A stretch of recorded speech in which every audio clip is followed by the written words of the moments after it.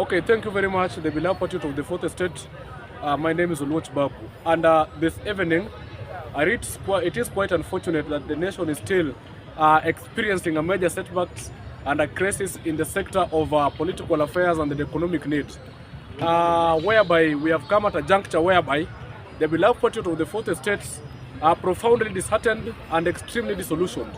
One, by the mediocre budget that was disclosed, was read by the incompetent cabinet secretary, Waziri Mbadi, addressing the incompetent members of parliament that were chanting the tantra terms of an expert.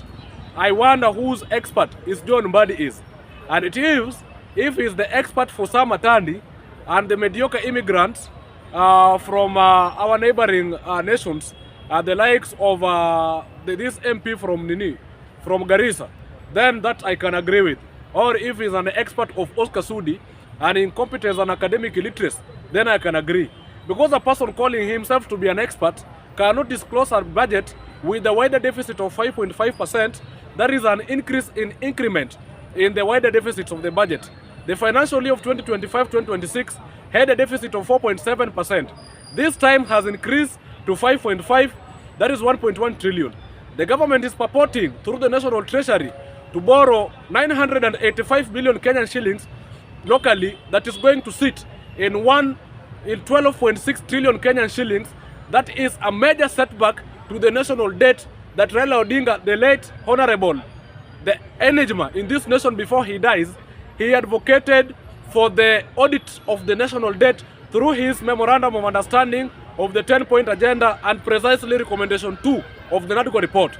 So I want to tell this walking mongoloid and this glimpse of the unfolding saga, Honorable Mbadi, you are just a stereotype demagogue who was just planted into the docket of cabinet secretary for finance and economic planning as a scapegoat for bad and dirty deals in this nation.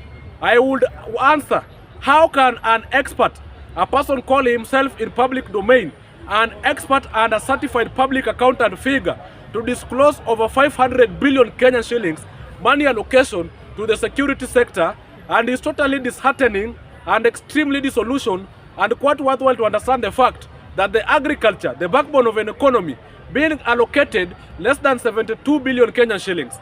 And I would urge John Mbadi, I would pass this information through President William Ruto, but via you, because President Ruto is a stereotype, despotic surrogate mafia who have siphoned the resources of this nation to be dry. How can you allocate over 13 billion Kenyan shillings to the state out rather than catering for the grievances of the people? The people in this nation, most of the youths that have been loud in the street, are crying for the employment opportunities, because currently youth only contribute to 15.8% unemployment rate in this nation. If you put that into a magnitude general, even the aging, it is 5.8%. And how can you eliminate that 5.8%? I want to address you and educate you, John Mbadi. I am just a young tax in this nation, but your academic literacy, the way you are bragging yourself, I can surpass it with over 98%.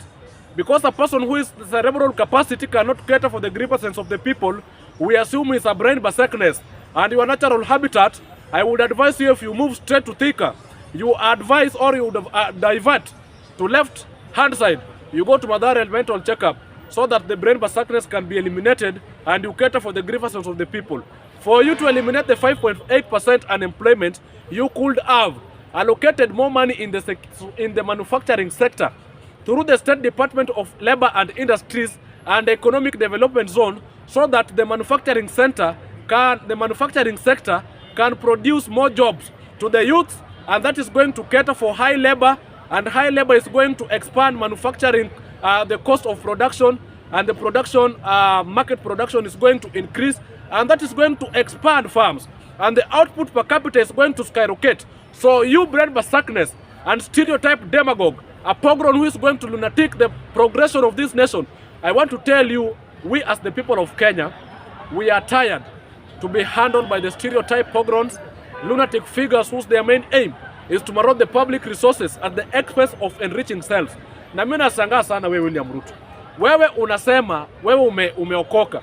Paka unajiita wewe Peter Samoei Ruto or Deuteronomy William Samoei Ruto. Nataka kukuambia kitu moja. Mtu mwenye ameokoka anafaa angalia matakwa ya binadamu, matakwa ya raia. Rais wewe uongozi watu ambao amekufa ambao liwa wakati wa 2024. Unaongoza watu ambao wanatumia akili, watu ambao wamesoma wako na madegree, but we are a nation whereby degree holders are looking for job, but an academic dwarfness are job holders. So how can an academic dwarf, academic illiterate, a brain berserkness and temporarily instant figures can handle the matters that is supposed to be handled with the person who have sit in the universities and conclude all semesters that have the maritime affairs to cater for the grievances and affairs for the specific institution. Wewe unajiita wewe umeokoka. Wewe unakunywa chai na Del Monte. Unachukua 13 billion na 17 billion unapeleka State House. Lakini Uhuru Kenyatta alikuwa ni mlevi, mtu mwenye anakunywa whisky kila siku. Na whisky inachukua 50,000 per day. Sasa huyu jamaa alikuwa unasema hivi in a week, Uhuru Kenyatta alikuwa anatumia 1 million kwa pombe na bangi na cocaine. Lakini akili yake ilikuwa anafanya kazi, anajua hawezi chukua pesa mingi anapeleka State House. Anapeleka State House 8 billion. Lakini mtu mwenye ameokoka anakula chapati madodo, anakunywa Del Monte na chai, anachukua 13 billion anapeleka kwa State House, mayuto wanalia hawana kazi. Hiyo inaonyesha kuwa wewe hauna akili. And that is the reason why you are undergoing the process known as crenation. That is osmosis process. You are going crenation because the youth are taking you to the pace that you belong. And come 2027, if Morara Kebasu did whatever he did in less than 3 months, but he failed simply because he was undertaken, he was showered with brown dedecias and brown envelopes from the shadows of the State House. Yet we, as the Linda Mwananchi Brigade, and my name is Oluoch Babu, the Secretary General of Linda Mwananchi Youth League, we are going to make sure that remaining 12 months, we are going to make sure that via Rironi Mausami to Sugoi, wewe unaenda nyumbani. Unaenda kuchukua washenzi wako wote mpaka kina Oscar Sudi. Na vile ndugu yangu alisema huyu jamaa sidhani kama anakuanga Mkenya. Sijui anatoka Sudan ama ni wapi. Kwa sababu mtu mwenye ana akili hawezi kusaidia kwa hii Kenya. Anatoka Sudan. Tunataka leadership that cater for the grievances of the people. Na wewe John Mbadi, the allocation that you allocated in the security sector, 500 billion, we know that that is a parameter for 2027 campaign. Na ita make sure nyinyi mnaenda nyumbani. Wewe sikuzo na ubiri kama pastor. Hiyo ni maneno nilikuwa nataka kusema ya budget, tumeachana nayo.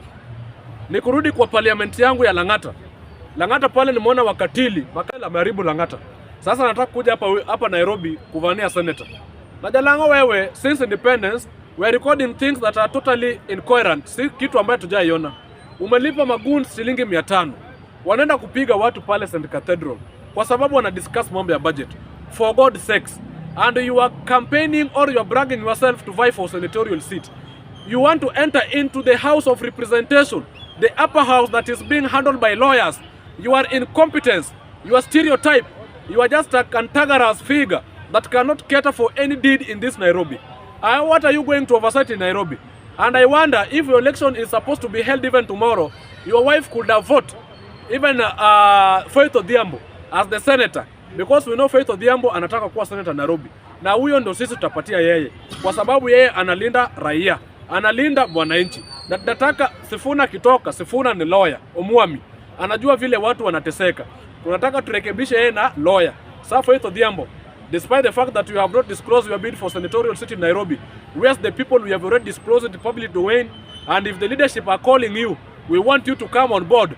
Take this mantle of leadership because the moment is long overdue for this nation to be handled by the stereotype despotic mafias and cantankerous and comical figures whose their main aim is to maraud these resources. Tunataka Faith Odhiambo ukuwe senator na tutakupatia because we don't want Nairobi in 2027 to come into arena of law festival whereby Jalanga atakuwa anachukua Prince Inda na huyu mshenza anaitwa Bolo Bespoke kina Gor Semelang. This money launderers, wash figures wapeleke pale hapa KICC ikuwa arena ya Prince Inda. Hiyo ujinga atapeleka kwake game ama atapeleka pale kwa bomo ya William Samoei Ruto. Wapige hiyo ajawa yao, lakini Nairobi tunataka ikuwe Nairobi mzuri. Nikimalizia pale constituency ya Lang'ata. Jalanga ameuzia Msomali. Msomali anaitwa Abbas. Hapa hata sijui kama ni Mkenya. Huyo jamaa amenyang'anya watu mashamba. Hata South Sea yote hawamtaki. Sasa Jalango amechukua amemuuzia kwa sababu Abbas kuna pesa. Jamaa juzi ameshikwa na land grabbing case hapa Choka. Abbas huyu Msomali huyu. Sasa yeye anataka Lang'ata ili pale vile mahali William Samoei Ruto amebomoa. Pale Soweto. Hapo Nyayo High Rise. Hapo Silanga na PCA wanabomoa na Undugu. Huyu jamaa anataka kuchukua ili alete wa Somali wajenge magorofa kubwa kubwa ili wale wananchi ambao wanateseka pale Nyayo high rise wakose makao ya kuishi. Na mimi nataka kuambia wana Lang'ata, mimi kama Oluoch Babu, I am always in the forefront to advocate for the grievances of the Lang'ata, the well-being of Lang'ata constituency. This was the parliament, a jurisdiction that was founded in the membership parliament, the first to be Raila Amolo Odinga, the enigma, the mortal that have fought for the reincarnation in this nation. Na tusiuze Lang'ata, hata wanakibira wanacheka. Tukichukua Lang'ata tukapatia huyu jamaa anaitwa Abbas, huyu jamaa anaenda kuuza Lang'ata, anataka kuchukua Lang'ata ikiwe kama Isli. Na sisi hatuwezi kubali. Kama Isli ilishauzwa na Sakaja, Lang'ata hatutakubali. Lang'ata tunataka leadership ambaye ina cater for the grievances of the people. Jalango wewe kama unaenda, wacha Omar achukue hapo hivyo. Huyu ni Mwarabu ambaye amezaliwa South Sea.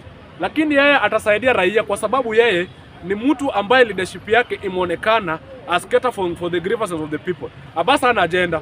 Huyu jamaa anasema agenda kusaidia watu kielimu. Jalango hajaipatia watu elimu. Agenda ya kusaidia wamama ambao ameshindwa.